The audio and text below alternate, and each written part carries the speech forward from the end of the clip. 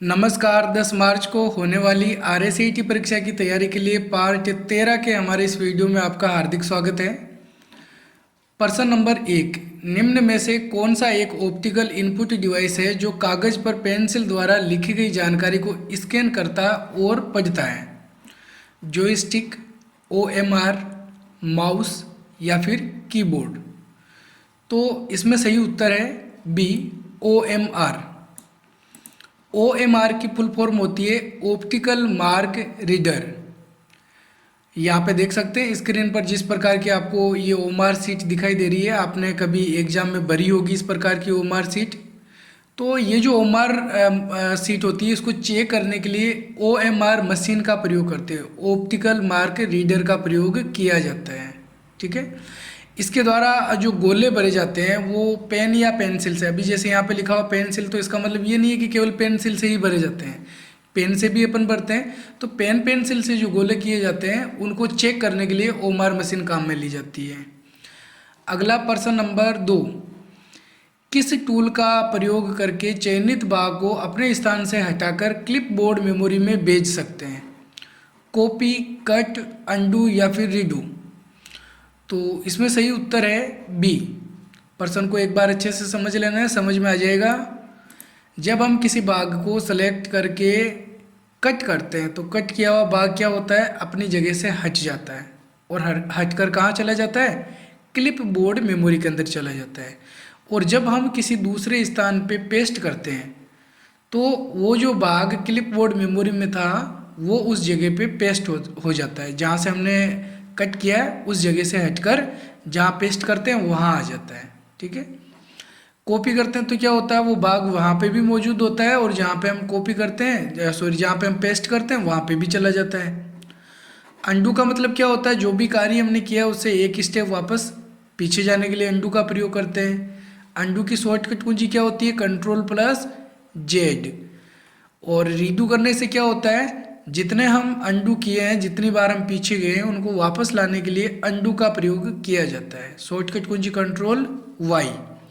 और कॉपी करने की शॉर्टकट कुंजी Ctrl+C, कट करने के लिए Ctrl+X का प्रयोग करते हैं।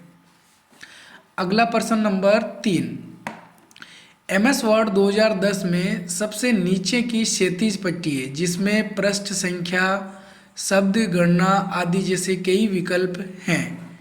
Title bar, task bar, status bar या फिर मेन्यू बार? माइक्रोसॉफ्ट वर्ड में सबसे नीचे वाली पट्टी जिसके अंदर पृष्ठ संख्या, शब्दों की गणना जैसे विकल्प होते हैं।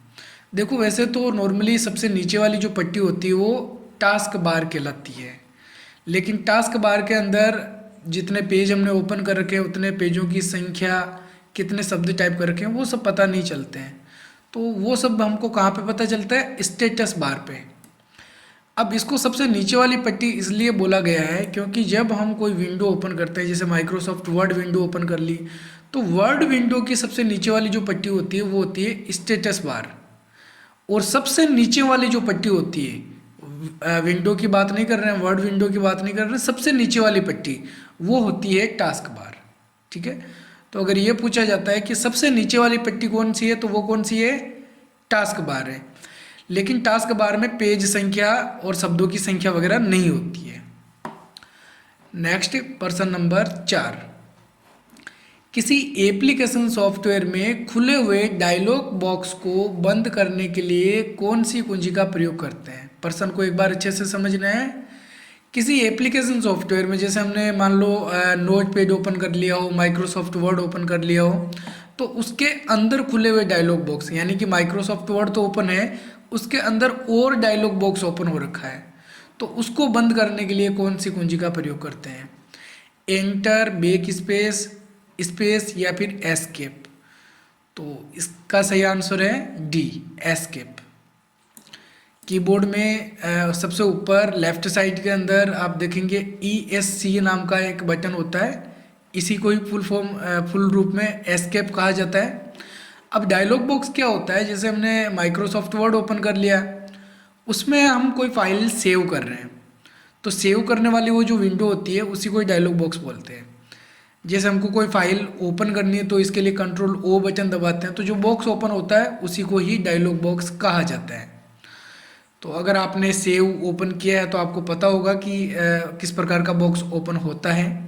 उसको हटाने के लिए एस्केप बटन का प्रयोग कर सकते हैं। अगला प्रश्न नंबर 5, MS पावर पॉइंट 2010 में स्लाइड शो के दौरान स्लाइड शुरू होने से पहले होने वाला प्रभाव यानी कि इफेक्ट क्या कहलाता है? स्लाइड प्रीव्यू, एनिमेशन, ट्रांजिशंस या फिर मोशन पाथ। तो स्लाइड शुरू होने से पहले स्लाइड के ऊपर जो इफेक्ट लागू होता है वो इफेक्ट कहलाता है ट्रांजिशंस। और किसी ऑब्जेक्ट पे ऊपर जो इफेक्ट लागू किया जाता है वो एनिमेशन वाला इफेक्ट होता है। ठीक है। नेक्स्ट प्रश्न नंबर 6, वाईफाई का पूरा नाम क्या है? Wire fire, winner fine, wireless factory, wireless Fidelity.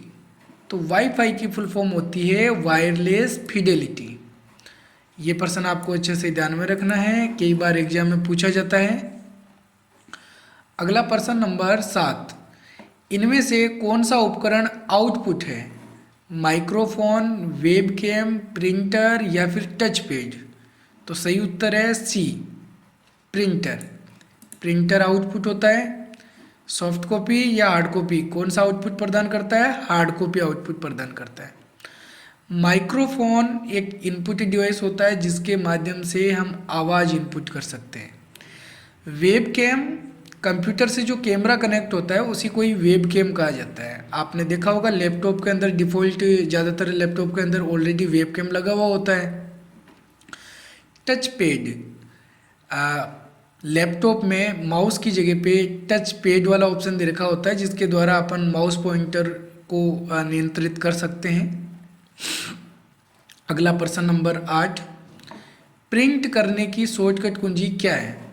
बिल्कुल ही सरल प्रश्न है। Control V, control C, control P या फिर कंट्रोल S। तो प्रिंट करने की शॉर्टकट कुंजी क्या होती है? कंट्रोल P होती है। कंट्रोल V किसकी होती है? पेस्ट करने के लिए। और कंट्रोल C कॉपी करने के लिए। कंट्रोल S सेव करने के लिए होती है। अगला प्रश्न नंबर 9, हॉटस्पॉट के लिए किस कनेक्टिविटी की आवश्यकता है? वाईफाई, ब्लूटूथ, इंफ्रारेड या फिर ऑल ऑफ द अबव? तो हॉटस्पॉट के लिए किसकी ज़रूरत पड़ती है? वाईफाई की ज़रूरत पड़ती है। हॉटस्पॉट तो चालू कर दिया लेकिन वाईफाई नहीं होगी तो इंटरनेट नहीं चला पाएंगे। तो इंटरनेट चलाने के लिए हॉटस्पॉट, वाईफाई दोनों कनेक्ट होना जरूरी है। हॉटस्पॉट चालू होना चाहिए, वाईफाई कनेक्ट होना चाहिए। अगला प्रश्न नंबर 10, MS वर्ड 2010 में प्रिंट पूर्वावलोकन करने की शॉर्टकट कुंजी है? प्रिंट पूर्वावलोकन यानी प्रिंट प्रीव्यू करने की। Control enter, F7, control F2 या फिर Alt+F। तो प्रिंट प्रीव्यू करने की शॉर्टकट कुंजी होती है कंट्रोल+F2। प्रिंट प्रीव्यू का मतलब क्या होता है कि पेज किस तरीके से प्रिंट होके आने वाला है उसका पहले एक बार चेक कर लेते हैं। तो चेक करने के लिए जैसे ही हम कंट्रोल F2 बटन दबाते हैं तो पता चल जाता है इतने पेज प्रिंट होने वाले हैं, इतनी लाइनें एक पेज में, या फिर दाएं बाएं किस तरीके से कितने अक्षर आ रहे हैं, कितनी जगह पेज में छोड़ी जाएगी। तो वो सब प्रिंट प्रीव्यू में हमको पता चल जाता है।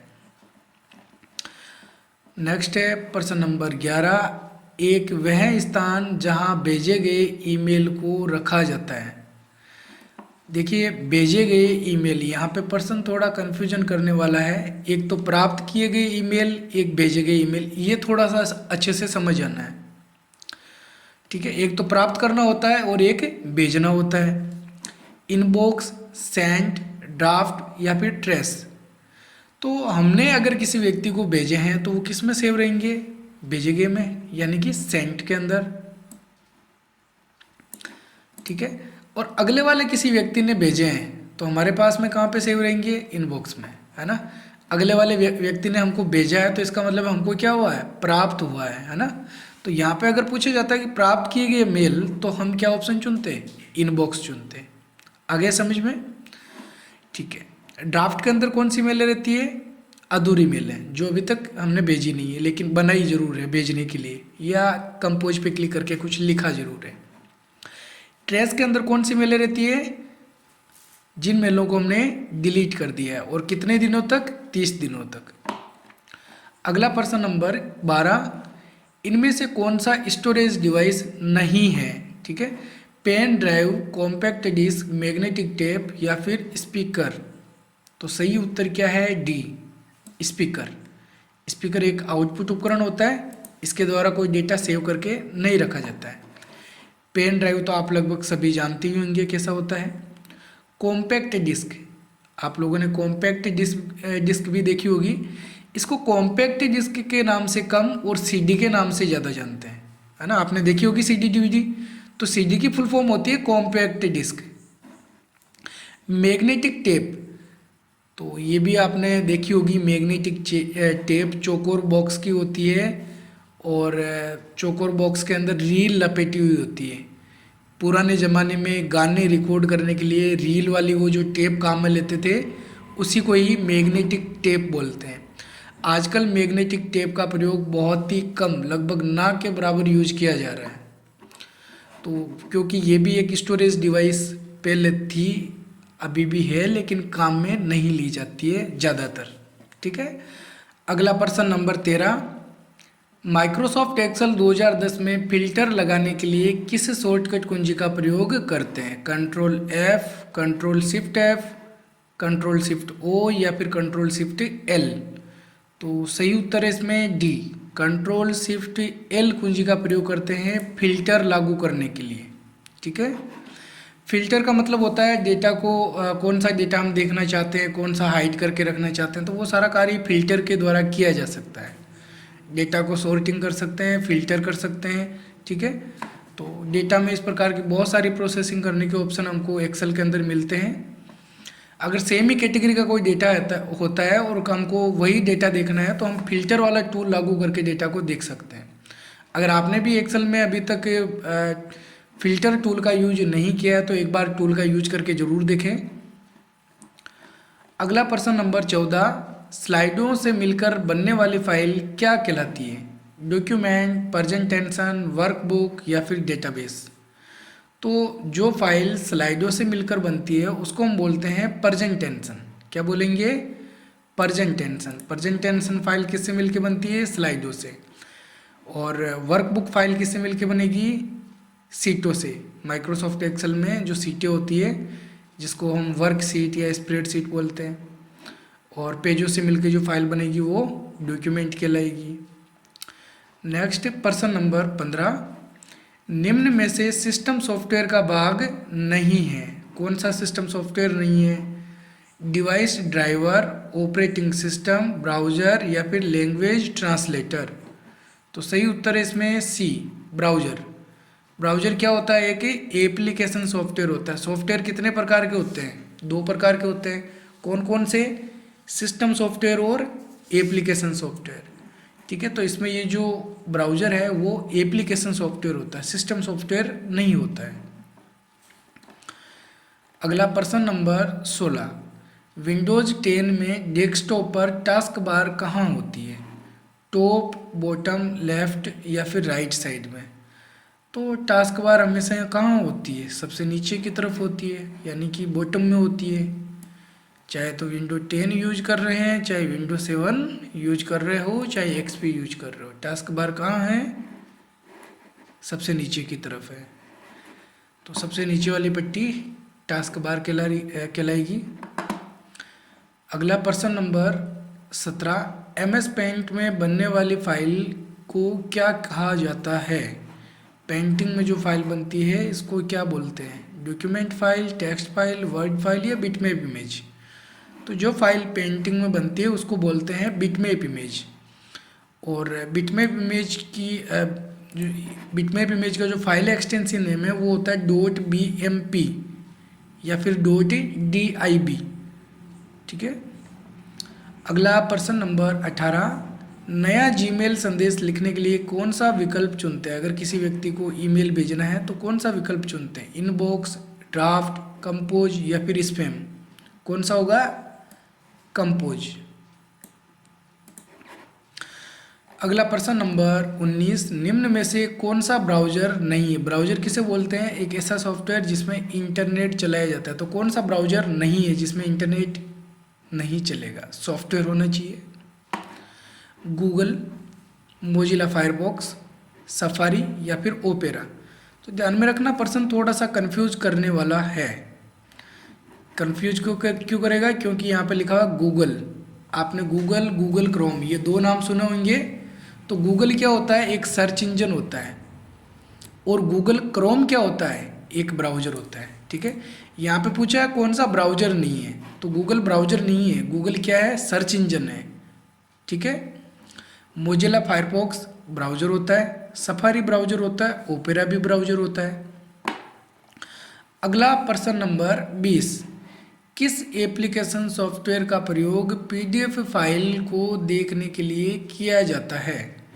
VLC player, Windows media player, notepad या फिर अडोब रीडर। तो सही उत्तर है इसमें D, Adobe reader. Adobe reader का प्रयोग करते हैं पीडीएफ फाइल देखने के लिए। पीडीएफ की फुल फॉर्म होती है पोर्टेबल डॉक्यूमेंट फॉर्मेट। ठीक है, पोर्टेबल डॉक्यूमेंट फॉर्मेट।